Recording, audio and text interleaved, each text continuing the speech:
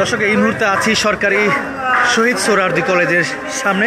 আমরা একটু সাধারণ শিক্ষার্থীদের সঙ্গে কথা বলার চেষ্টা করব। আসলে এই যে বেলা 11টা বা দুপুর থেকে আসলে এই যে আজকে যে ঘটনাকে কেন্দ্র করে বা আজকে যে শহীদ সোহরাওয়ার্দী কলেজের ভিতরে এসে আসলে ইন্টারমিডিয়েট শিক্ষার্থীরা এখানে এসে তাণ্ডব চালিয়েছে, হামলা করেছে এবং তারা সোহরাওয়ার্দী কলেজের শিক্ষার্থীরা বলছিলেন যে এই কলেজের সার্টিফিকেট থেকে শুরু করে প্রত্যেকটি ডিপার্টমেন্টের যে সার্টিফিকেট রয়েছে প্রত্যেকটি ডিপার্টমেন্টে আসলে তারা হামলা করেছেন।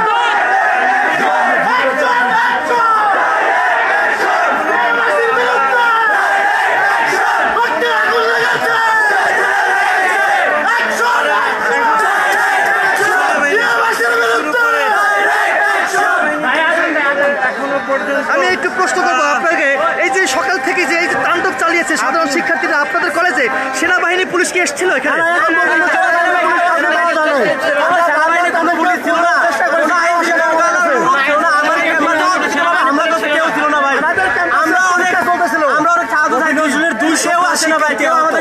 এখন আপনারা কি পদক্ষেপ নিচ্ছেন আসলে এই যে অবস্থা যেটি দেখছি আমরা, এখন কি করবেন আপনারা? তাদের সাথে আমাদের একটা বৈঠক, তারা যে ডিসিশন দেবে তাতে আমরা মানবো না মানবো, তাদের আমাদের প্রশাসনের সাথে কথা বলতে হবে।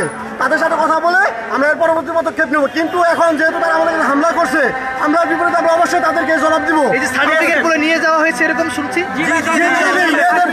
ক্যাম্পাসে পরীক্ষা চলতেছে। কি ক্ষতি করেছে একটু বলেন আমাদেরকে।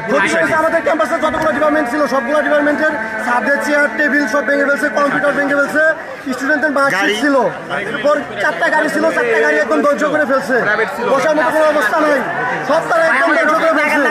একবার পুলিশ এসে দেখে সেনাবাহিনী প্রচুর পরিমাণ সাহায্য, পুলিশকে ফোন দেওয়া আমাদের